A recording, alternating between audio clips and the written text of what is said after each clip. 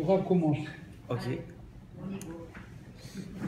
Bon alors merci encore pour l'invitation, hein, avec votre autorisation, on va essayer de dire quelques divrei Torah. Le Zohar Kadosh, il nous ramène quelque chose de très intéressant. Sur ça on va fonder le cours, Bezrat Hashem. J'espère que on va arriver à dire ce qu'il faut. Et donc voilà, le Zohar Kadosh il dit comme ça. Il dit Moshe Rabbeinu, il savait ce que Noach et Avraham Avinu ne savaient pas. C'est-à-dire, il nous explique le Zohar que Hachem il a dévoilé une caractéristique à Moshe Rabbeinu qu'il n'a pas dévoilé ni à Noach ni à Avraham. Attends, venez, on explique un peu de quoi il s'agit. À l'époque de Noach, tout le monde connaît l'histoire de Noach, donc Noé, il y a eu l'histoire du Maboul. Là-bas, Hachem il a décidé de détruire le monde. Il a sauvé Noach, sa famille, un couple d'amis de chaque espèce, pour repartir avec repartir à zéro. Maintenant là-bas, Hachem il annonce à Noach, il lui dit regarde, je vais détruire le monde, fais une teva, etc. et pas. Qu'est-ce qu'il fait Noach? D'accord, il commence à construire la teva, l'arche, et il s'en va. À la fin, il voit le monde détruit, tout en l'air, tout est balagan, etc. Il lève les yeux vers le ciel et dit Hachem, quand même, la création de tes mains, tu vas pas tout détruire. Il sort comme ça, c'est sorti de sa bouche comme ça, une petite lueur d'espoir comme ça, il a essayé de demander à Hachem un peu de rachamim. Et Hachem il dit ah, tu veux que j'arrête? Bah là, j'arrête. Et Akadosh Baruch Hu, il a arrêté le Maboul. Et il s'est dit mince, c'est-à-dire quoi? Si j'avais prié plus tôt, j'aurais pu annuler le Maboul. Et effectivement, Noach, comme ça dit la Gemara, que s'il avait prié avant l'histoire du Maboul, il aurait pu annuler la Xéra, le mauvais décret. Top, bon, déjà, Chidouche, il ne savait pas, il s'est rendu compte de ça qu'après. Ok. Avraham Avinu, c'est quoi son histoire? Là-bas, il y a eu un mauvais décret, c'était quoi? Avec l'histoire de Sodome Vamora, Sodome et Gomorrhe. Là-bas, dans ces villes-là, ils ont fait des avérotes pendant des années. Hachem, il a été patient, il a attendu qu'il fasse tchouva, etc. Au bout d'un moment, le ressort, il a trop tiré, la Xéra est partie. Il dit Abraham, regarde, je te tiens au courant quand même, je vais détruire ces deux villes-là. Abraham, il vient, il commence à négocier, il dit attends 2 secondes, Hachem. Peut-être s'il y a 50 sadikim, je peux essayer de faire quelque chose. Commence à négocier. Hachem dit vas-y, Berchavot, trouve-moi 50 sadikim, j'essaie de voir ce que je fais. Et il cherche, et si j'avais pas 40, c'est bon? 40 aussi, allez, vas-y, je te donne. 30, 20, 15, 10. Et après, il voit que Hachem il dit vas-y, trouve-moi 10. Maintenant, il ne trouve pas 10. Enfin, il tente pas 5. Il dit pas jamais, si jamais je te trouve 5. Il tente pas, Hachem, c'est quoi, même s'il n'y a pas de sadikim, annule etc. Non, il s'est dit bon, ça y est, stop, j'ai fait maximum. Je pense qu'il y a une limite. Akadosh Baruch Hu, il est gentil, il est Rahman, il est miséricordieux. Mais il y a quand même. On va pas négocier. Très bien. Moshe Rabbeinu, mieux que ça, la Gemara nous raconte après la faute, le Chet Haigel, la Gemara dans Brachot là-bas, elle nous raconte qu'après le Chet Haigel, après la faute du veau d'or, Moshe Rabbeinu il va demander à Hachem, il dit attends, il va négocier. Hachem il lui dit Aref mimeni va chale otam karega. Il dit lâche-moi, comme ça, hein, lâche-moi et je vais les exterminer en un instant. Moshe Rabbeinu il est intelligent, il a fait la Gemara, il sait très bien comment ça marche, il est entre les lignes. Il se dit quoi lâche-moi et je vais les détruire. C'est-à-dire quoi? Si je te lâche pas, tu les détruis pas. Bingo. Il a compris le clin d'œil d'Hachem et Vayachal Moshe Lipale, il a commencé à prier. Et à la fin de la prière, qu'est-ce qu'il dit Hachem? Salartiki dvarecha. J'ai pardonné comme ta parole. Là, il a fait tapis. Il a annulé toute la Xéra. Moshe Rabbeinu, il est arrivé à quelque chose que Noach n'a pas réussi à débloquer, et qu'Abraham aussi, il a commencé un peu à négocier, mais il a compris qu'il y avait une limite. Moshe, lui, il a tout enlevé. Pourquoi? Parce qu'Akadosh Baruch Hu, il a dévoilé cette caractéristique qu'il a, que Moshe, il a compris d'Hachem, que n'ont pas compris ni Abraham, ni Noach. C'est quoi cette caractéristique? Comme on l'a dit précédemment, Akadosh Baruch Hu, il est Rahman. C'est quoi Rahman? Sens traduction littérale, miséricordieux. En gros, Akadosh Baruch Hu, il est gentil. Akadosh Baruch Hu, il est bon et il veut notre bien. Il veut nous donner la meilleure des choses possibles dans la facilité de paiement la meilleure qui existe. C'est-à-dire quoi? Tu as 1000 shekels à payer, donne-moi 1 shekel par mois pendant 1000 mois. Attention, Akadosh Baruch Hu, il n'est pas Vatran. C'est différent. Vatran, c'est quoi? C'est-à-dire qu'il laisse tomber il abandonne la. Non, ce que tu as fait, tu payes. Maintenant, moi, je suis miséricordieux dans le sens que je ne vais pas être cruel dans le paiement. Tu prends le temps qu'il faut pour payer. Comme tu veux quoi? Tu veux payer avec des mises-votes? Paye avec des mises-votes. Ça va être un petit peu plus dur au niveau de la tefila, au niveau de ci, au niveau de ça, mais tu peux payer. Il a découvert ça, Moshe Rabbeinu, qu'Hachem lui a dévoilé, parce qu'Hachem lui-même, entre les lignes, il lui a fait comprendre ça. Et là-bas, Hachem, qu'est-ce qu'il lui dit? Mon fils, maintenant, à partir de maintenant, dès qu'il y a une xéra dans le Ham Israël, un mauvais décret, regarde ce que tu vas faire. Et là-bas, il lui explique l'ordre du Vayavor, des Tachanonim, des 13 attributs de justice que tout le monde connaît. Hachem, Kel Rachum Vechanoun Erechapayim Verapesed, ça on le dit à Kippour, on le dit 26 fois. Et comme ça, il a marqué Hachem, il a montré Hachem. Hachem a marqué, il a mis son talit. Et il a commencé à dire Vayavor, Hachem. Et là-bas, Moshe Rabbeinu, il a vu ça, il a compris, il a commencé à se prosterner. Et il a commencé à dire ces 13 attributs de justice. Et là-bas, il dit à Moshe, tu vois, la prochaine fois, il y a un problème, vous faites ça, et j'annulerai, je déchire la xéra, le mauvais décret. Qu'est-ce qu'Hachem nous dévoile ici? Qu'il est Rahman. Maintenant, regardez, faites attention. Dans l'histoire, au début, Noah, il n'avait aucune idée de ça. Pour lui, Akadosh Baruch Hu, il décide de détruire le monde. Je suis qui maintenant pour dire à Hachem, attends, 2 secondes, peut-être que tu t'es trompé là. Hachem, il a décidé, lui, il a vu comment le monde il est parfait, les étoiles, chacune elle a sa place, la pluie, les machins, il voit la nature comment elle est parfaite. Il n'y a pas une chose qui n'est pas à sa place. Si demain il y a une chose qui n'est pas à sa place, le monde il s'éteint. On voit chaque chose, elle est à sa place, la couche d'ozone par rapport aux rayons qui filtrent, qui machin, et comment elle est faite cette couche d'ozone par rapport au. Tout ce truc-là, il voit que le bonhomme qui a un minimum dans son cerveau, il voit que tout est parfait, que chaque chose elle est à sa place. Donc lui il dit quoi? Hachem il a pris une décision maintenant. Mais qui je suis pour dire, mais Rila Hachem, je crois que tu t'es trompé. Je crois que c'est une mauvaise idée. Pardonne-les, fais-leur ci, fais-leur. Lui, Noah, on lui a dit, je vais détruire le monde, c'est là, d'accord, ok. Alors quoi, qu'est-ce qu'on fait? Bon bah, il faut une teva, d'accord. Il est parti au bricolage. Abraham, il a eu de la peine. Il s'est dit quand même, Hachem, mais peut-être, laisse-moi trouver un argument. Hachem, il s'est dit quoi? Pourquoi Hachem me pose la question? C'est comme si le bonhomme, je lui dis, donne-moi ton avis.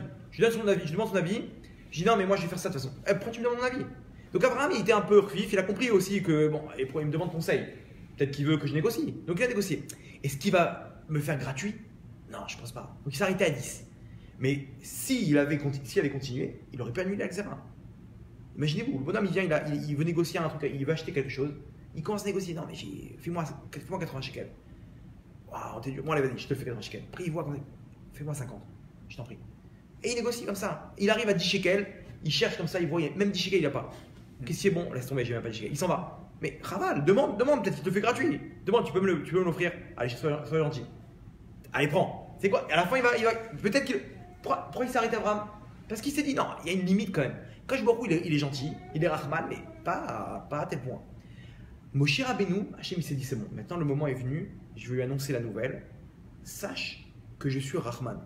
C'est-à-dire quoi? C'est-à-dire que même si Magi Alahem, maintenant, il mérite de se faire exterminer, l'âme Israël, après la faute qu'ils ont fait, si jamais tu invoques ma Rahmanout, ma miséricorde, j'annule tout. Ok, ça c'est bien gentil, mais nous, comment on applique ça? Quel rapport avec nous? Écoutez bien, ici Hachem nous dit quelque chose d'incroyable. Il nous dit, sachez que moi, comme je me comporte avec vous, c'est comme un père envers son fils. On dit quoi? Avinu Malkenu. C'est quoi Avinu Malkenu? Mon père, mon roi. Ok, c'est le roi du monde, mais c'est aussi mon père. C'est-à-dire quoi? Un père envers son fils, il est dur ou il est gentil? Il craque, papa, je veux un bonbon, machin, etc. Non, commence à verser une petite larme. Ah, d'accord, tiens, prends. Il envoie les bonbons, les chocolats. D'accord ou pas? Hachem, pareil. Hachem, il a des règles qu'il a fixées. Mais si jamais on invoque la Rachamim, il n'y a plus de règles. Ça, ce que j'aime. Pourquoi? Parce qu'il faut comprendre, comme ça il dit le Chovot et les Vavot, qu'une personne qui n'a pas ça en tête, il ne peut pas commencer dans la Emouna. C'est quoi cette chose-là? Il faut qu'un homme il comprenne qu'Akadosh Baruch Hu il nous aime comme un père envers son fils. C'est-à-dire quoi? Tant que tu n'as pas compris qu'Hachem il nous aime d'un amour immense, eh ben on peut pas créer aucune relation avec Hachem. On ne peut pas arriver à la Emouna avec Hachem. C'est-à-dire, j'explique. Le Chovot il a une preuve. D'où tu sais qu'Hachem il t'aime? Il dit parce que celui qui t'a mis l'amour dans ton cœur, c'est lui. Toi maintenant, regardez l'amour qu'on a envers sa femme, envers ses enfants, envers ses amis, envers même de la nourriture. Cet amour-là, c'est qui l'a donné? C'est Hachem. C'est-à-dire quoi? C'est la preuve que lui, il a plus que ça. Si je vous dis maintenant, cette maison-là, elle est fournie en électricité par une centrale électrique, devinez qui a le plus d'électricité? Celle qui fournit, la Ron. Pareil, Hachem il me fournit à moi, à toi, à chacun d'entre nous, il nous fournit de l'amour. C'est-à-dire lui, imaginez-vous l'amour qu'il a à tel point que le Midrash nous raconte qu'au moment où les Égyptiens ils étaient en train de couler dans la mer Rouge, vous savez ce Midrash? Incroyable. Les anges, imaginez-vous les ennemis d'Israël qui ont pendant 210 ans asservi les bénis Israël. Ils ont tué des bébés, ils les ont tués et jetés dans le Nil. Ils ont fait des choses abominables. Ils sont en train de mourir maintenant. Ça y est, la punition des Réchaïm est arrivée. Ils sont en train de couler dans la mer elle s'est refermée sur eux. Les anges, ils montent devant Hachem pour faire une louange à Hachem. Combien il a fait la justice envers les Réchaïm. Hachem, qu'est-ce qu'il leur dit? Il dit quoi? La création de mes mains, elle est en train de couler, vous allez faire un chant devant moi. Vous comprenez quelque chose à ça? Hachem, il est en train de dire quoi? C'est des Réchaïm. C'est la création de mes mains. Ils sont en train de mourir. C'est cruel maintenant de venir chanter devant la mort de mes créations. Ok, ils ont le mauvais rôle dans toute cette histoire. Mais c'est quand même ma création. Un enfant maintenant, le père il apprend que son fils il fume. Ah, il va plus l'aimer. Il va être déçu. Mais l'amour il est là toujours. Il a tout le temps un amour aussi fort. Pareil, Hachem il dit quoi? C'est mes créatures. Ok, ils ont le mauvais rôle. Alors imaginez-vous nous qui sommes l'élite dans les créatures d'Hachem. Un juif, c'est-à-dire les hommes, c'est l'élite dans la création. Un juif, c'est l'élite chez les hommes. Alors imaginez-vous, à plus forte raison, combien Hachem nous aime. Très bien. Et on a ces deux infos-là. Première info, Hachem il est Rahman, il est miséricordieux et il nous aime. À partir de ce moment-là, écoutez bien le chidouche que donne le Chovat Alevavot. Il dit si jamais tu t'inquiètes dans ta vie, la vie elle est pleine d'inquiétudes, on est d'accord? Le bonhomme d'abord il s'inquiète quand il est petit. Est-ce que je vais avoir des copains? Est-ce que je vais gagner aux cartes? Est-ce que je vais pouvoir manger le restaurant? Ma mère m'a peut-être eu. Qu'est-ce qu'elle va faire? Elle va faire des frites à la maison, le truc. Tout le temps il y a des petites inquiétudes. L'enfant il est tout le temps tiraillé. Mes jouets, elle va m'acheter le truc pour mon anniversaire, les Lego, les machins, les trucs. Après il grandit. Est-ce que je vais avoir le bac? Après est-ce que je vais me marier? Ah, qui me dit que je vais me marier? J'ai l'impression qu'il a quand même dit peut-être que je vais pas me marier, mais il s'inquiétait. Puis pourquoi? Parce qu'il y a quelqu'un, je connais 40 ans, il est toujours pas marié. Je dis alors, c'est différent. Si tu as la Mouna, tu vas te marier. Les gens s'inquiètent. Et qui me dit que j'ai tombé sur la bonne? Et des enfants, une fois qu'on est marié, il y a plein de couples. 1 an, 2 ans, 3 ans, ils attendent toujours pour avoir des enfants. Qui me dit que je vais avoir des enfants maintenant? Alors, rempli d'inquiétude, sans compter la pranassa. Et les enfants, il faut les élever après, il faut les marier. Et qui me dit que je vais être en shalom baït, qui me dit que je vais tomber sur quel gosse, qu'est-ce qu'il va me mettre? Et après, comment on va vivre, comment truc, la retraite, les machins, les trucs, et après 120 ans, et c'est interminable. Et écoutez bien le Chovat Alevavot ce qu'il dit. Et quand on a ça en tête, ça peut changer notre vie. Le Chovat Alevavot, il dit comme ça. Il dit à partir du moment où tu t'inquiètes, ça veut dire qu'est-ce que tu fais d'Hachem? Tu fais de lui quelqu'un de cruel, genre qui t'attend avec un bâton. Genre, je t'attends au tournant, quand est-ce que je vais t'attraper pour te massacrer? T'attraper au niveau de ta parnassa, au niveau de l'éducation de tes enfants, au niveau du shalom bayit, au niveau de la santé, au niveau de tout ce qu'on s'inquiète maintenant. Quand maintenant je commence à m'inquiéter, je fais d'Hachem, entre guillemets, je le sors de sa caractéristique qui est quoi? Bon, Rahman. Écoutez bien le chidouche. Noach, il n'a pas vu Hachem comme Rahman, Hachem il s'est considéré comme il a vu. Abraham, il a vu un petit peu qui était Rahman, comme tu m'as vu. C'est-à-dire quoi? Dit Tzadikim, tu t'arrêtes là, Abraham? Ok, je suis Rahman à ce niveau-là. Moshe, tu vas où? Il n'y a pas de truc? Ok, je suis avec toi.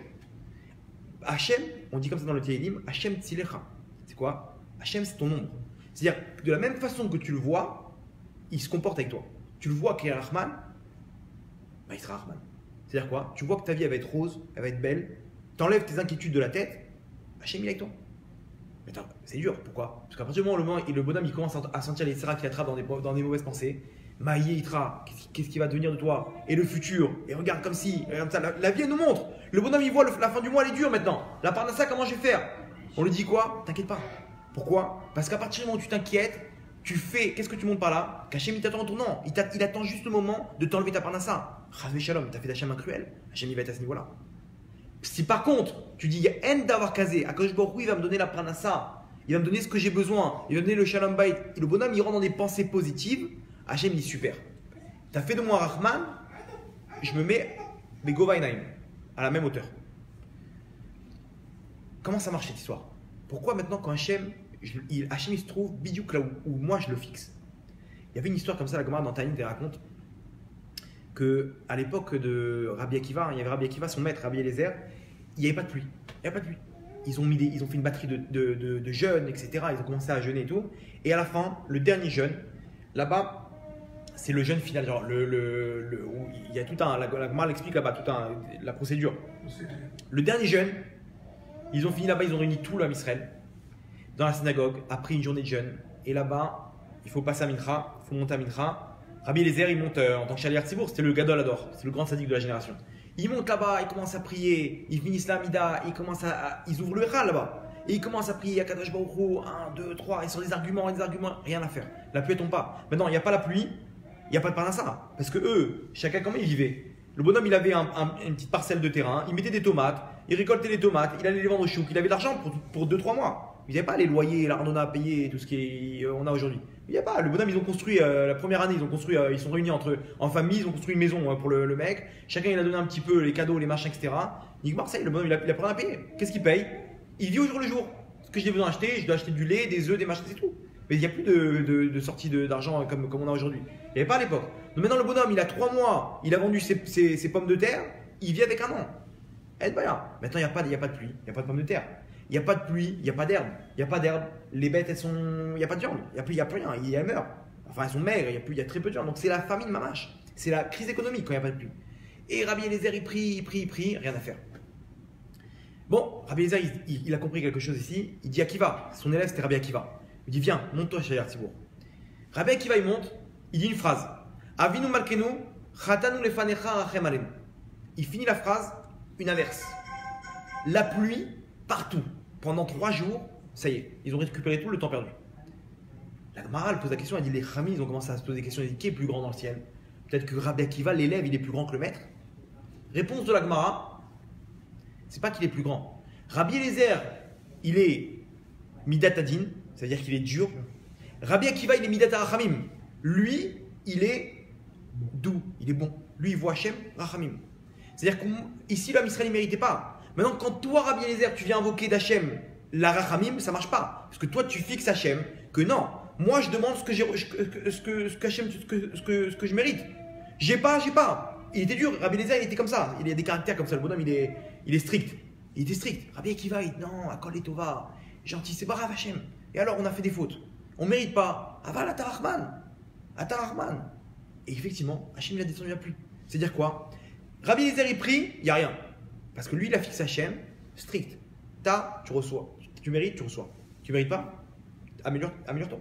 Améliore tes actes. Rabbi Akiva, il n'y a pas. On est tous des enfants, on fait tous des erreurs. Hachem, toi, t'es Rahman.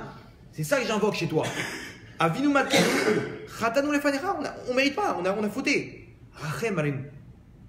Aval toi, t'es Rachem alenu. Et de la rachamim, et de la pitié envers nous.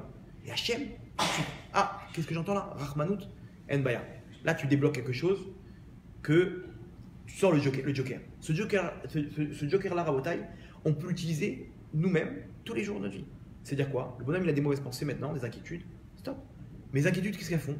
Elles engendrent que je fais d'Hachem quelqu'un de strict. Kaviarol, entre guillemets, quelqu'un de. Il se fixe là où je l'ai fixé. Si je dis En d'avoir casé, écoutez bien, Rabbeinu Yonah, il dit encore pire que ça. Un rachat qui a fait des avérotes.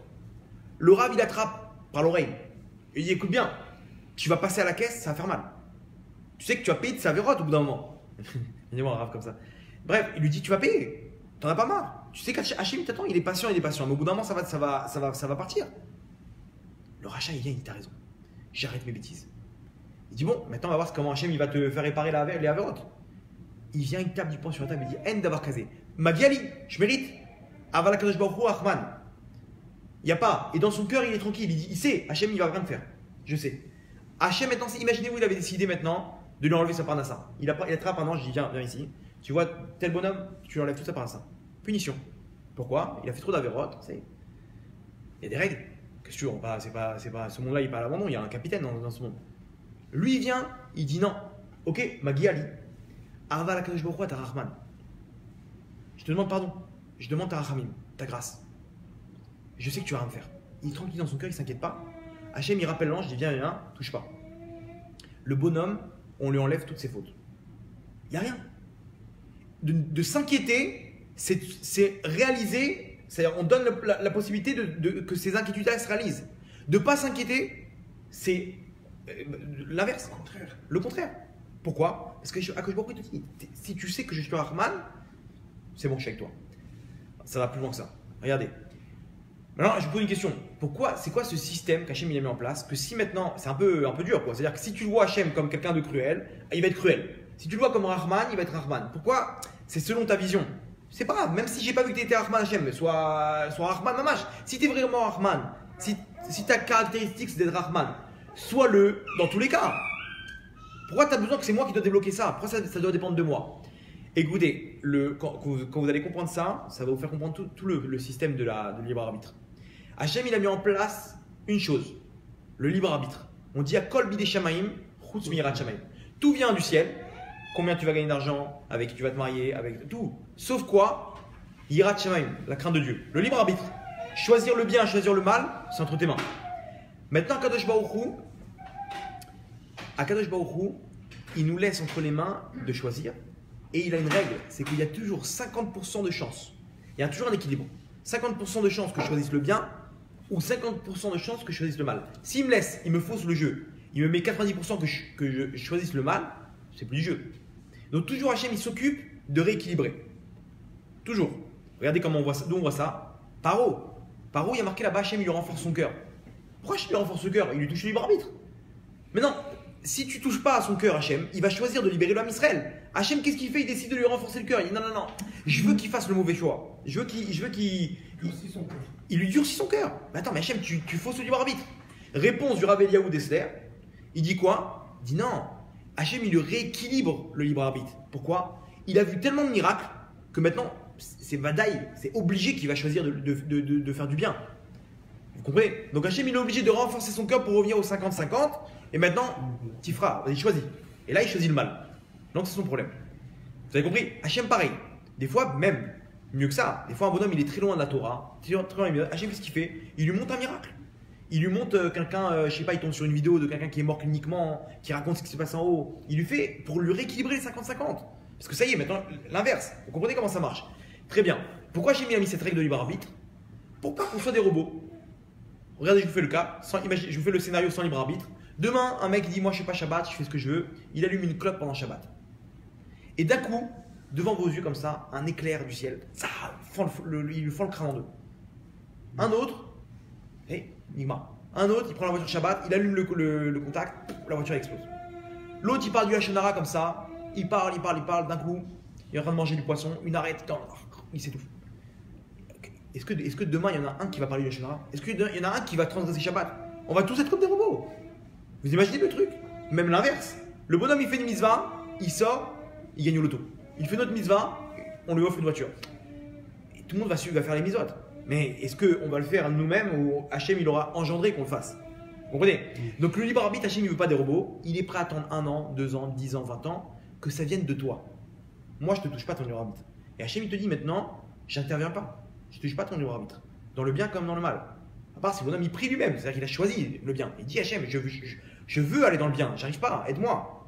Là, il demande de l'aide, donc Hachem va l'aider à choisir le bien, parce qu'il a choisi déjà le bien en priant, en demandant de bien, vous comprenez? Maintenant, Hachem il dit. Il y en a qui font par la foi, il y en a qui font par intérêt aussi. C'est pas grave, vaut mieux, comme on a un Yetzirah, la Gemara dit, vaut mieux même commencer par intérêt. Pourquoi? Parce qu'on a un Yetzirah. Donne-lui à manger à ce Yetzirah là pour pouvoir t'infiltrer, et après lui il va se débarrasser de toi et tu vas arriver à faire sans intérêt. C'est la technique. Donc c'est bien des fois de commencer avec intérêt. Si jamais on voit qu'on n'arrive pas, c'est mieux que rien. Au moins on a mis un V, on l'a fait par intérêt, mais au moins on a validé la mitzvah dans tous les cas. Et après viendra le sans intérêt. C'est une grande madriga sans intérêt. En tout cas, ici, Akadosh Baruch Hu, il nous laisse le choix pour pas qu'on soit des robots. Maintenant regardez. Si maintenant Hachem, moi j'ai pas cru en lui. Je me suis dit, j'ai commencé à m'inquiéter. Je sais pas si Hachem va me donner ce que j'ai besoin. Je sais pas s'il va m'aider dans la parnassa. Je sais pas si. Je commence à m'inquiéter. Je rentre dans des déagotes, dans des inquiétudes, dans du stress, dans de l'angoisse. Donc, Hachem, s'il intervient maintenant, moi, comme j'y ai pas cru, et qu'il intervient, mon libre arbitre, il est faussé. Demain, je vais prendre un nouveau parcours en sachant qu'Hachem, il est. C'est-à-dire que maintenant, je vais faire les mitzvot. Mais qui m'a engendré de faire les mitzvot? C'est Hachem, parce qu'il m'a fait un miracle. Il m'a fait quelque chose que j'ai pas cru.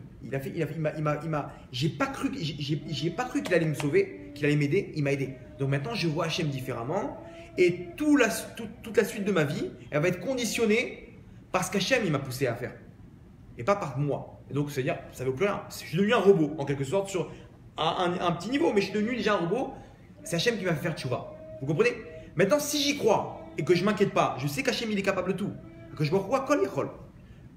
Et bien là, Hachem, il me dit maintenant, je peux intervenir comme bon me semble. Et je peux même mieux établir ma caractéristique de Rahman, de miséricordieux, parce que toi, tu y crois et tu t'inquiètes pas. Donc automatiquement, tu me laisses le champ.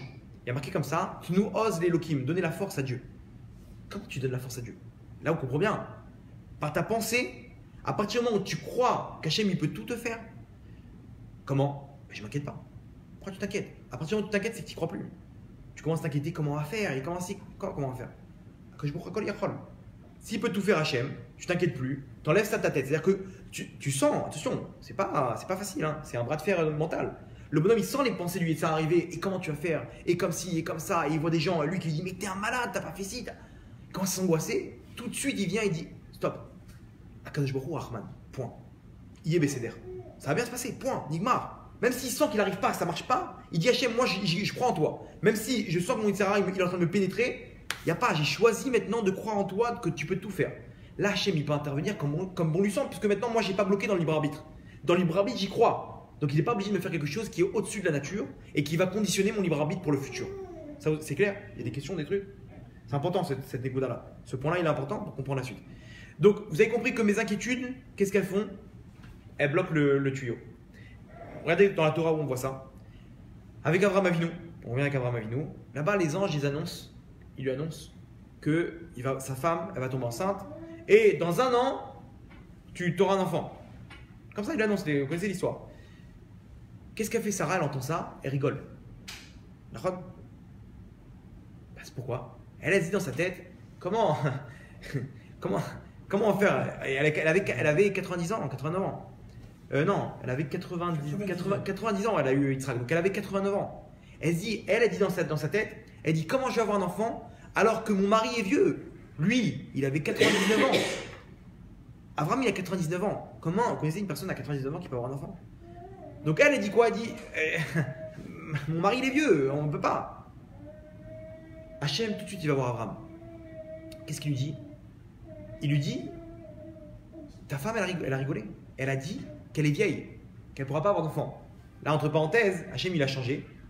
Il a changé il a dit qu'elle avait dit d'elle-même qu'elle était âgée et pas qu'elle a dit sur toi. De là, on apprend, entre parenthèses, que pour le shalom, on a le droit de changer les mots.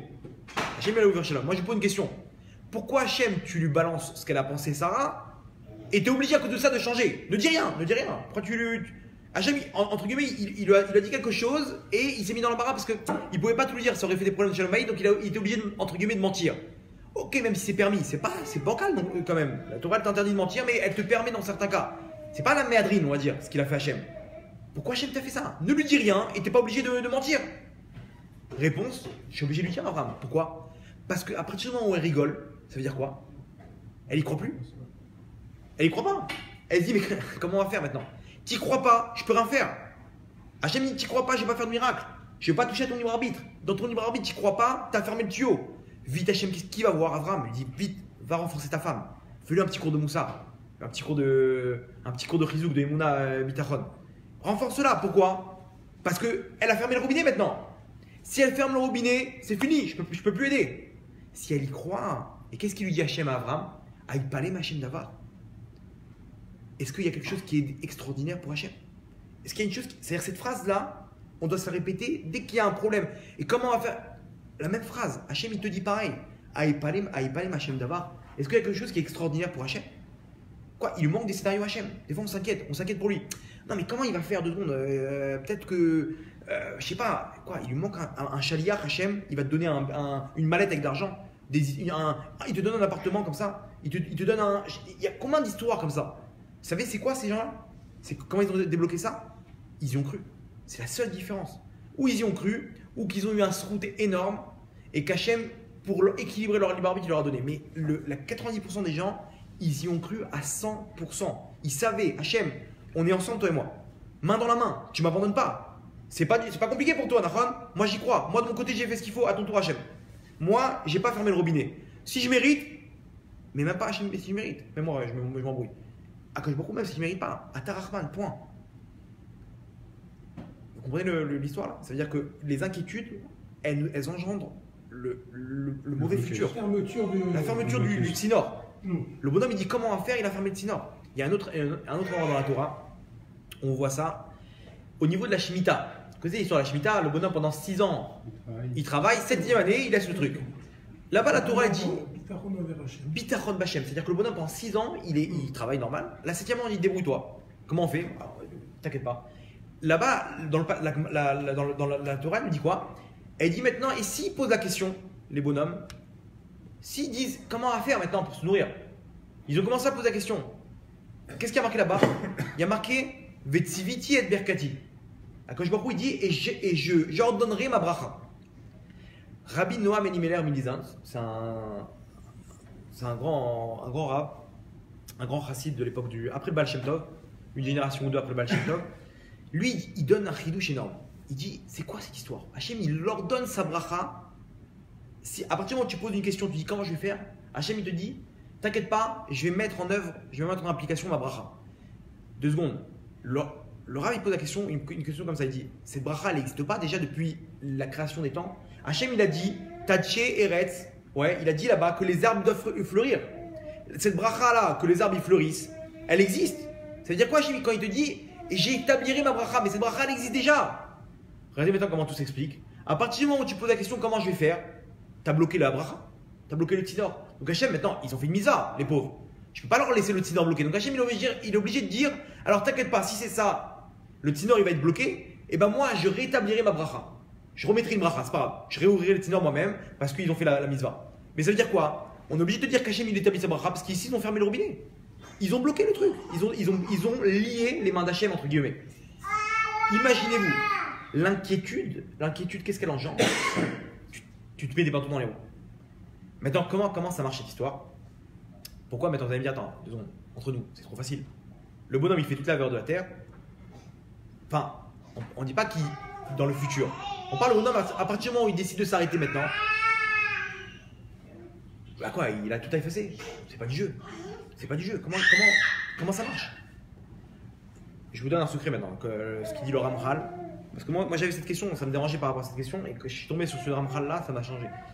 Le Ramchal dans Date ou Dvunot, il dit comme ça. Il dit le but de ce monde c'est quoi? Écoutez bien. Akash Baruch Hu, pourquoi il a créé le monde? Voilà, 3 raisons. Ok, je vous donne la classique. Après c'est un peu plus profond. La première raison qu'il donne, il dit Hachem, il est cool au Tov. Hachem, il est que bon. Maintenant, Hachem, il a eu besoin, entre guillemets un besoin, pour pouvoir exprimer cette caractéristique de créer quelqu'un qui va recevoir. Tu ne peux exprimer ta bonté que si tu as quelqu'un à qui donner. Si le bonhomme il est tout seul sur une idée, il veut donner, il peut rien faire parce qu'il n'y a rien à faire. Il va donner quoi? Au singe, au truc, il peut rien faire. Si tu as quelqu'un à qui donner, voilà. Si tu as quelqu'un à qui donner, donc Hachem il a créé des êtres qui sont chassérim, c'est-à-dire qui ont un manque. On a besoin de parnassa, on a besoin de se marier, on a besoin d'enfants, etc. Pour pouvoir établir cette caractéristique-là de donner. Maintenant attention, tout ça Hachem il veut. Comme encore une fois, la situation de père et fils. Pourquoi Hachem il a créé des enfants? Il a créé que on passe par l'étape d'enfant. Le bonhomme il se marie, il a des enfants. Ouais. Ces enfants-là, ils sont complètement dépendants des parents. Et il faut leur changer la couche, il faut les nourrir. Vous avez vu déjà des chevaux, des bébés chevaux. Il naît, il se débarbouille un peu, il s'en va. Il ne peut rien faire. Il revient des fois boire un peu, mais il se débrouille. Un bébé là, et là, il faut tout lui faire, il faut lui changer la couille. Jusqu'à 2 ans, 3 ans, mais ça y est. Ok, fait 2-3 mois. 3 ans, 4 ans, 5 ans, 6 ans. Il faut tout derrière lui. Tu as fait tes devoirs, 15 ans, aujourd'hui, même pas 25 ans. Même. Il faut tout. Attends, tu peux pas faire comme les animaux. Pourquoi Hachem il a fait un scénario où les enfants ils sont dépendants? Pour que tu puisses comprendre comment Hachem il se comporte avec toi, tu dois comprendre comment toi, comment tu te comportes avec les enfants. Tu vois comment ça marche? La relation père-fils. Tu es obligé de passer par là pour comprendre comment Hachem il se comporte avec toi. Ça veut dire quoi? L'enfant il demande trop de bonbons, c'est pas bon pour toi. Maintenant, de lui donner un bonbon, c'est de la cruauté ou de la rahmanout? C'est de la bonté ou de la cruauté? C'est de la cruauté. Tu lui donnes ici, mais c'est cruel. Hachem il te dit des fois, je peux pas te donner. C'est cruel. Parce que tu sais pas ce qui va se passer. Et si tu n'as pas eu ça, sache que c'est la meilleure des choses pour toi. Toi, tu as cru quand la kavod. Je t'ai pas donné à Kol et Tova. À Kol et Tova, pourquoi? Parce que c'était pas bon pour toi. T'inquiète pas. Donc le bonhomme, il est tout le temps serein. Il s'inquiète pas. Il dit je vais recevoir. Je vais recevoir ce que j'ai, ce que. Problème par instinct. T'inquiète pas, chérie. Viens. On s'inquiète pas. Mets un petit peu de musique, histoire de donner un peu de simra. Sors un petit phénix. Il sort un petit truc et tout. Ça y est. À Kol il est bécédère. Il a ouvert le robinet ici. Et c'est comme ça que ça marche. Maintenant, pourquoi Hachem fait ça? Parce qu'on arrive au but de ce monde. Hachem, il veut te donner. Maintenant, si toi, tu arrives à débloquer le tuyau, Hachem te dit Todarava, mon fils, merci. Maintenant, grâce à toi, je vais pouvoir établir ma caractéristique de vouloir donner. Et Hachem, il n'y a pas de limite. Il peut donner avec abondance. Donc, plus nous, on y croit, plus Hachem, il est content. Entre guillemets, en plus de le laisser nous donner, il kiffe. On fait kiffer Hachem. Maintenant, quand moi je dis Hachem, donne-moi un appartement. Ouais. Bah, Hachem, il dit merci, mon fils. Tu me fais kiffer. Pourquoi? Parce que j'ai envie de te donner. Maintenant, toi, ne mets pas des bâtons dans les roues, ne ferme pas le robinet. Donc, imaginez-vous que pour ça, Hachem est prêt à te dire c'est pas grave. Tu sais quoi, t'es à Vérote, on va faire ça sur plusieurs générations. N'aie pas peur. On va faire une facilité de paiement. Regardez comment c'est incroyable. Ça, c'est quelque chose. Attention, c'est beau, c'est bien, etc. Mais c'est un bras de fer. Pourquoi? Parce que ça revient tout le temps. Les pensées reviennent tout le temps. Tout le temps. Et si maintenant, il ne me donne pas Hachem? Et d'un coup, on entend un truc comme ça, on regarde les informations. On est pessimiste. Au bout d'un moment, on se dit, on retourne notre. Donc, c'est un bras de fer constant. C'est pas facile. Ne croyez pas que c'est. Ça y est, on a la clé, va au Hachem, plus loin de s'inquiéter. C'est bon, tout va bien. On peut tranquillement s'en sortir. Non, c'est un bras de fer, nuit et jour. Nuit et jour, les pensées, elles viennent et lui, il doit. Dôme de fer, vous connaissez dôme de fer? Il y a un missile, un Kassam, hop, il envoie un truc, il intercepte. Pareil, le Yitzhara va t'envoyer des mauvaises pensées. T'as vu ce qui s'est passé? Et pourtant, il y a des pauvres dans le monde. Comment ça se fait, Hachem il est Rahman? Non, mais eux, ils y croient pas. Eux, ils sont restés au niveau qu'Hachem, des fois, il est dur, des fois, il donne pas la part à ça. Eux, ils ont fermé le robinet. C'est pour ça qu'Hachem, il est comme eux. Moi, je vais le placer plus haut, Hachem. Donc, il renvoie un contre-missile. Il y a marqué, il y a marqué comme ça pendant un pasouk, Ashlech al Hachem Yafra ou Yechal Kelecha. Envoie Hachem ta charge et lui, il te donnera la part à ça. C'est-à-dire quoi? Il faut que tu arrives à un niveau où tu as envoyé Hachem ta charge. C'est quoi envoyer Hachem? Ashlech, c'est-à-dire que tu as envoyé. Envoyer, c'est un niveau où tu es sûr qu'Hachem il récupère. Il n'y a pas marqué donne à Hachem ta charge. Envoie Hachem ta charge. C'est quoi envoie? Quand tu envoies à quelque chose, à quelqu'un un objet, tu l'envoies que si tu es sûr qu'il va le rattraper. Ok? Sinon, tu ne l'envoies pas, tu sais qu'il va s'éclater par terre. Donner à quelqu'un quelque chose, c'est tu lui donnes, dès que tu as vu qu'il a récupéré, tu peux lâcher. Envoyer, c'est t'envoies, je suis confiant, tu vas récupérer. Hachem, il te dit, Hachem, envoie. C'est-à-dire quoi envoie? À partir de quand tu as compris que tu as envoyé Hachem ta charge? Quand tu t'inquiètes plus. Si tu t'inquiètes, ça veut dire quoi? C'est que tu sais. Et si Hachem ne récupère pas ma charge? Mince, comment je vais faire maintenant? C'est-à-dire, à partir du moment où tu t'inquiètes, tu n'es pas en mode que tu as envoyé ta charge. Tu as envoyé ta charge, pour toi, il n'y a plus de problème, c'est bon, ça va s'arranger. Hachem, il te dit, ok, laisse-moi prendre le volant maintenant. Et vous allez voir, ni ci, ni flotte.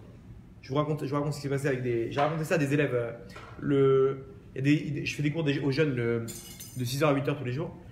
Et je leur racontais un petit peu cette histoire. Je leur ai dit, faites l'essai. Les jeunes, ce qui est bien, c'est qu'ils ont le cœur pur. Donc eux, ils peuvent y aller à fond avec Hachem. Je leur ai dit, je leur ai raconté un peu ce principe, comme Hachem il est Rahman, etc. Et que, au contraire, essayez. Ils sont revenus tout à l'heure. Ils m'ont dit, ah, incroyable. Ils sont partis à la plage, partis en vélo électrique. Là-bas, il y a un des jeunes, ils ont posé leurs affaires. En fait, il y a d'autres jeunes qui sont partis, ils sont arrivés à un autre endroit, ils les ont rejoints. Ils ont pris leurs affaires, ils sont partis avec les autres. Il a oublié ses clés de vélo. Maintenant, il y a les clés de vélo et les clés de la chaîne là-bas pour accrocher l'eau. Sans ça, c'est pas qu'il peut, au pire, il prend le vélo et il l'amène chez lui. Il ne peut pas, il est bloqué. Il a les deux clés pour la chaîne et le vélo. Il retourne sur place, il déterre tout, machin, rien à faire. Maintenant, il s'est rappelé du cours qu'on avait fait la veille.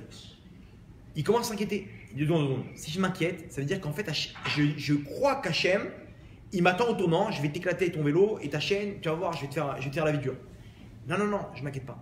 Ils étaient là à deux, hyper mignons. Ils m'ont dit, on était à deux en train de dire Akol les Tova, Akadosh Baruch Hu il nous aime, Akadosh Baruch Hu Rahman, et un truc. Et comme ça, ils se répétaient des phrases comme ça, ils se répétaient. Je me dis, qu'est-ce qui se passe? C'était malade, t'es perdu dans le sable, c'est mort. Et ils se répétaient comme ça. Jusqu'à qu'ils finissent, il y a un mec qui vient, il leur jette les clés. C'est à vous ça? Qu'est-ce qui s'est passé? L'autre, il a entendu, il est passé à côté du maître nageur. Il lui dit, t'as pas trouvé, tu peux faire une annonce des clés et tout machin. Le maître nageur, il l'a envoyé. Il lui dit, tiens, il y a quelqu'un qui les a déjà trouvés. Imaginez-vous maintenant, eux ils sont là, imaginez-vous de leur côté. C'est-à-dire que Hachem il a mis dans la tête de bonhomme de passer à côté du maître nageur, de lui dire ah tiens peut-être parle le. Ils n'ont pas pensé à cette idée d'aller voir le maître nageur. Entre temps, il y a un mec qui les a trouvés, il faut les trouver aussi. Un mec qui marche par hasard d'Afka, en plus ils sont mis à l'écart. Ils voulaient pas être avec la masse, etc. Ils sont mis à l'écart. Donc, il y a un mec qui est passé par là, qui a eu la bonne idée de dire tiens, je vais le donner au maître nageur. L'autre il a eu la bonne idée de demander au maître nageur. Et eux ils sont là en train de dire Akol et Tova, hop, les clés qui arrivent. Imaginez-vous la scène. Ils m'ont dit, on a vu Hachem de nos yeux. Incroyable. Bon, on récapitule. Hachem, on a vu, Hachem, sa caractéristique, il est Rahman.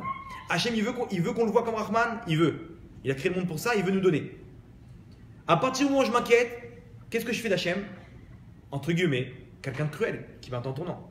Donc c'est-à-dire que je le sors de ma vision que j'ai de lui, de Rahman, et je le mets comme quelqu'un de strict, comme un Dieu qui est strict, et qui m'attend au tournant. Donc Hachem, s'il est Ra, c'est ton nom, donc Hachem dit je ne peux pas intervenir parce que sinon ça va toucher à ton libre arbitre. Deuxième chose, quand je m'inquiète, ça veut dire que je ne crois pas qu'Hachem puisse m'aider et je ferme le robinet. Et donc si j'ai fermé le robinet, il m'arrache. Fini. Donc ici, avec ces infos-là, le bonhomme, il ne peut que penser bien. Et là où ses pensées elles sont, c'est là où il est. S'il pense bien, il y a des stickers comme ça qu'il met dans les voitures derrière. Tarshov Tov, Yetov. C'est pas Stam, c'est des trucs vraiment qui sont basés selon la Kabbalah, etc. C'est des trucs comme ça, du Zohar et tout. Pense bien, tout ira bien. T'es positif, t'as Hachem avec toi. Hachem il est derrière toi. Il te dit Hachem, il dit t'inquiète pas, je suis derrière toi. Avance, n'aie pas peur. Je te couvre. Vous vous rendez compte? Hachem qui te dit je te couvre. Le mec il a un problème. Hachem, envoie Hachem, n'aie pas peur. Il va te donner la part d'un ça. Il n'y a pas comment faire, ça n'existe pas, c'est beau. Il n'y a pas, demain, quand il dit comment ça marche la part d'un ça, comment ça va. Gan Eden, tout va bien, la meilleure des choses. Pourquoi? Pas. Hachem, il ne manque pas de scénario. Et regardez comment, en plus c'est logique. Imaginez-vous, un bonhomme il cherche un appartement. 2 secondes. Il dit comme ça, il dit à sa femme, bon viens on déménage et tout, ils doivent déménager. Qu'est-ce qu'on fait? On va louer un appartement, on n'a pas les moyens de s'acheter un appartement. Le mec il dit attends 2 secondes. À partir du moment où je décide d'aller louer un appartement, c'est que je ne crois pas qu'Hachem il puisse, je ne crois pas au scénario qu'Hachem puisse me donner un appartement. D'accord? Mais attends, t'es malade. Enfin, t'as un problème. Combien on a d'argent dans le compte? Je sais pas. Viens, on vérifie. 1000 shekels. Mais tu sais combien ça coûte un appartement aujourd'hui? Tu sais aujourd'hui ce qu'ils disent à la télé? Ils disent qu'un couple de jeunes ne peut plus acheter un appartement. Et ils disent comme si. Le mec, il vient, il dit écoute, là, tu me rends dans les règles de la nature. Là, tu es en train de me fermer le robinet. Parce que si demain, je me dis ouais, c'est vrai que c'est impossible, on va aller chercher des appartements à louer. Hachem, il ne pourra jamais te donner un appartement puisque tu l'as fermé le robinet ici. C'est dommage. Tente le coup. Commence à prier pour un appartement. Au pire, il n'y a pas. Tu reviens sur la case location. Mais peut-être qu'Hachem, il te dit ah, tu m'as débloqué le robinet. Tu crois en moi. Maintenant, je peux te donner ça. Et le bonhomme, il peut voir des Nissim et Niflaot. C'est pas une blague, les amis. Je vous dis, c'est écrit, c'est dans le livre Zohar, Mefourash. C'est Rabbi Shimon Bar Yochai qui a écrit le Zohar. C'est lui qui a mis son tampon dessus. Le bonhomme qui s'inquiète, il ferme le robinet. T'inquiète pas, fonce, n'aie pas peur. Je vous disais juste avant, le bonhomme, comme ça il dit le Zohar, le bonhomme il est dans ses pensées. Tu penses bien, tu vois, tu es optimiste, la suite de ta vie elle sera optimiste. Regardez bien, ça marche. Les gens ils sont là, ouais, mais qui me dit que je vais recevoir? Et ben, il est pessimiste. Tu vois, je t'ai dit ou pas? Je t'ai dit que ça allait m'arriver. Je t'ai dit. Le bonhomme, tout le temps, on dirait que c'est lui qui. Pourquoi? Tu es pessimiste. Toi-même, tu as vu Hachem qui t'attend en tournant. Il va tomber le petit, il va tomber. Ah, tu vois, je t'ai dit qu'il allait tomber le petit ou pas? Toi-même, tu portes la poisse. Sois bien, il y a un collier BCDR. Je sais pas, mets ça entre les mains d'Hachem. Tout va bien, Hachem c'est lui qui dirige le volant. Akadosh Baruch Hu, c'est quoi le futur? Col de vache. Tout est bien, tout est rose, nickel. Regardez comment c'est vrai ça. Un bonhomme, une vraie histoire. Un bonhomme il était sur une île déserte, sur une plage. Personne n'a agi comme ça.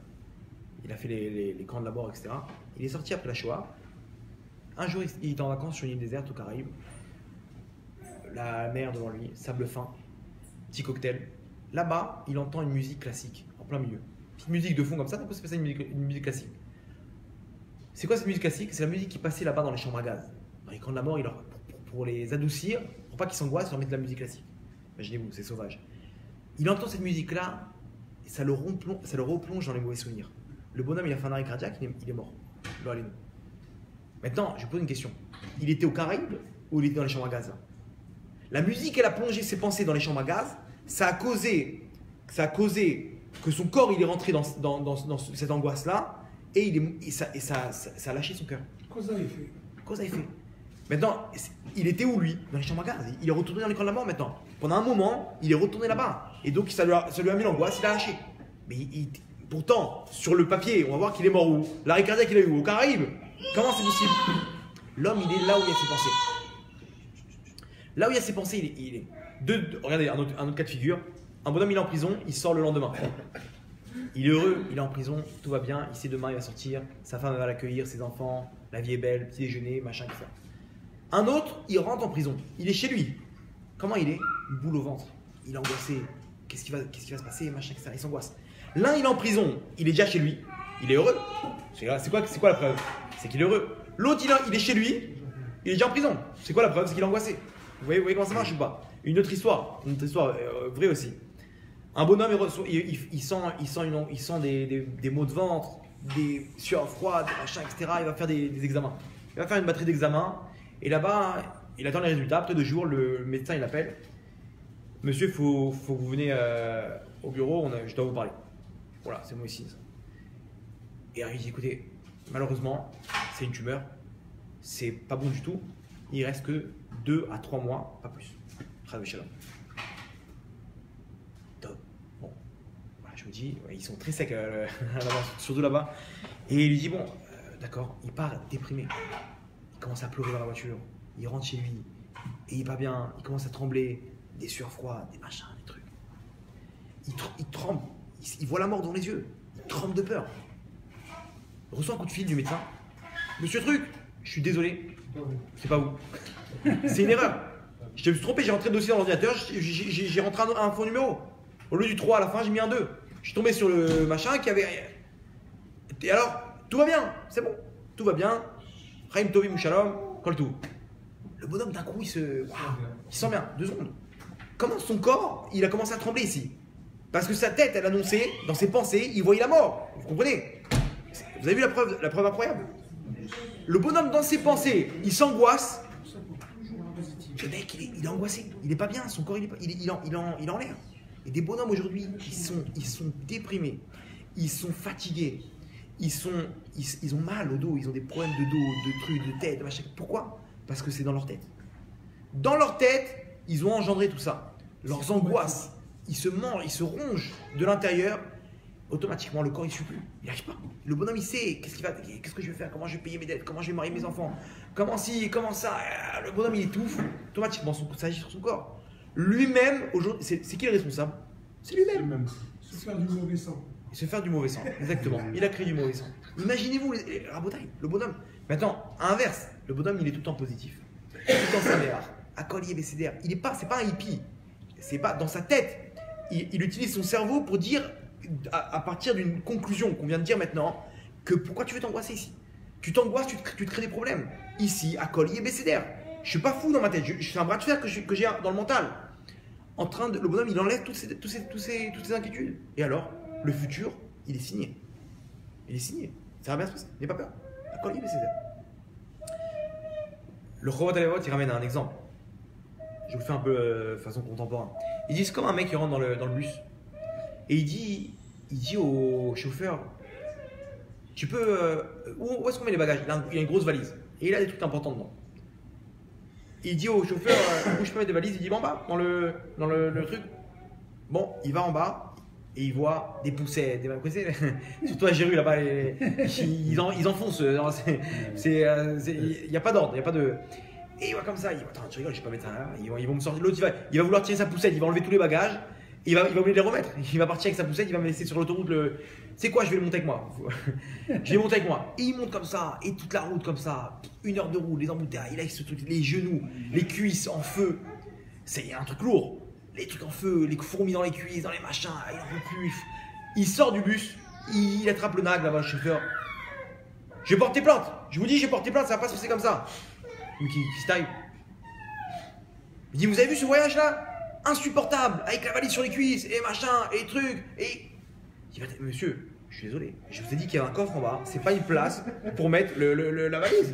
Ta valise, tu la mets dans le coffre. Si tu veux la mettre sur tes genoux, c'est ton problème. Ça, c'est l'exemple. Après 120 ans, on va dire à Hachem, c'est quoi cette vie? T'as vu ça? La femme que tu m'as donnée, ses enfants comme ça, pas de pain à ça. C'est quoi cette angoisse? Tout le temps, tu m'as bloqué dans la parnassa. Hachem, il va lui dire, c'est ce qu'il veut dire, Hachem. Habibi, mais regarde, viens, je te montre ce qui était prévu pour toi. C'est toi qui t'es mis dans l'embarras. C'est toi qui t'es angoissé tout le temps à essayer de voir la vie noire, à essayer de t'angoisser, à t'inquiéter. Et automatiquement, t'as vécu comme ce bonhomme-là, avec sa valise. Il s'est fait du mauvais sang. Il est rentré dans le truc. À partir du moment où tu sais que c'est Hachem qui dirige tout, il n'y a plus de s'inquiéter. Pourquoi? Parce qu'Hachem, il est Rahman, Nigma. Hachem, il est Rahman. Et si je m'inquiète, ça veut dire que je le baisse de son niveau de Rahman, je le vois comme strict. Ok, donc il va se comporter strict pour pas toucher à mon libre arbitre, comme on a expliqué. Et deuxième chose, si je m'inquiète, c'est que j'y crois pas, j'ai fermé le robinet.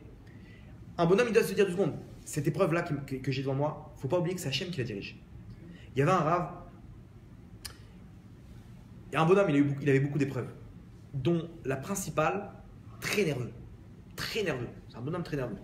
Il faut que j'aille voir le rave, trouver une ségoula, un truc, n'importe, une petite bracha. Il va voir un grand rave et il lui dit rave, je suis un petit peu nerveux, etc. Tiens, le rave dit écoute, tu sais quoi, 2 secondes, je dois juste régler. Le shamash, en temps, il était rentré dans le bureau, il dit ça te dérange 5 minutes, je dois juste régler un truc important, je te reprends après. Bon, il sort dans la salle d'attente et le shamash, il va pour fermer la porte, il devait lui dire un truc important. Le Rav il lui dit 2 secondes avant de fermer la porte. Et il commence à lui parler. Il lui dit qu'est-ce que tu voulais me dire et tout. Il lui dit voilà Rav, comme ça et comme ça. Ouais. Il dit bon, regarde, écoute, par contre, tu peux me rendre un service. Tu vois le monsieur qui vient de sortir là dehors? Ouais. Essaye de le pousser à bout. Énerve-le. Le mec, il est dans la salle d'attente, il entend ça. La porte est ouverte. Il dit c'est quoi cette embrouille? C'est quoi cette histoire là? Il est en train de tester. Bon, il dit bon, je suis prévenu déjà, c'est bien. Le shamash, il sort. Avec le café du Rav que le Rav il a terminé, il reste le fond là-bas, le café. Et il sort là-bas, il le renverse sur la chemise. Mais ça va pas ou quoi? Il s'est rappelé, c'est le Rav qui l'a. Non, ça va, vous inquiétez pas, tout va bien. Justement, dans le coffre, j'ai une autre chemise. Vous inquiétez pas de problème. Ah, je suis désolé. Et il marche comme ça, et il revient comme ça, et il embête, et machin, il lui fait des trucs, et il vient avec le balai, il le tape sur les pieds. C'est pas possible. Et l'autre, il s'est rappelé que c'est le Rav qui l'a envoyé. Et ce gars. Non, ça, je lève les pieds. Il lève les pieds, l'autre il attend comme ça. Il reste sur le même carrelage pendant. Et l'autre il craque pas. Oh, Hachem, il arrive à tenir. Au bout de 10 minutes, bon, le Rav il dit vas-y, rentre. Tu peux rentrer maintenant. Il ouvre la porte, il le fait rentrer. Il dit dis-moi, je t'ai observé là de l'extérieur. Comment ça fait que tu t'es pas énervé? Comment ça se fait? Il t'a poussé à bout. Comment ça se fait que tu t'es pas énervé? Ah, la prochaine fois que vous voulez faire un coup, fermez la porte. J'ai tout entendu. Je savais que c'est vous qui me l'avez envoyé. Le Rav lui dit eh ben, sache que toutes ces épreuves que tu reçois, n'oublie pas que c'est Hachem qui te l'envoie aussi. C'est-à-dire, pourquoi tu t'es pas énervé? Parce que tu sais que c'est moi, que c'est un coup monté. Maintenant, les épreuves d'Hachem, c'est pas un coup monté. Ces épreuves-là, c'est qui les a créées? C'est pas Hachem. N'oublie pas que c'est Hachem. Pourquoi tu vas t'énerver maintenant de la manière? Maintenant, quand tu as une épreuve, le bonhomme, ta femme, elle vient, elle te pousse à bout. N'oublie pas que c'est Hachem qui t'envoie ça. À partir du moment où tu sais que c'est Hachem, tu sais que c'est les Tova, tu sais qu'Hachem il fait ça pour.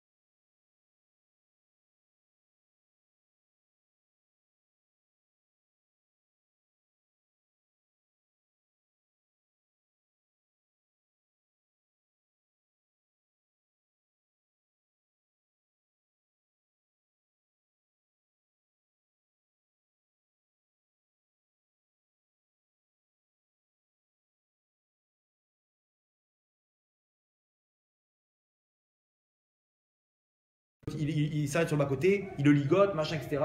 Il mort. Kidnapping. Il s'est fait kidnapper. Ils lui mettent des coups, des machins, etc. Il se réveille. dans un sous-sol d'une villa, une cave quoi. Rien, pas de fenêtre, noir. Et il est réveillé par un seau d'eau. Ah, il envoie dans la tronche. Ah, il se réveille comme ça. Et il voit des mecs armés jusqu'aux dents, avec des couteaux. Des arabes, des vrais arabes. Ah, voilà, ça part en arabe dans tous les sens, etc. Il dit, ouais, je suis arrivé où là? Bon. Lui, il perd pas le nord et tout. Il savait très bien pourquoi ils l'ont kidnappé. Il voulait tirer des informations. Ils ont des informations sur les terroristes, les machins, etc. Et qu'est-ce qui se passe?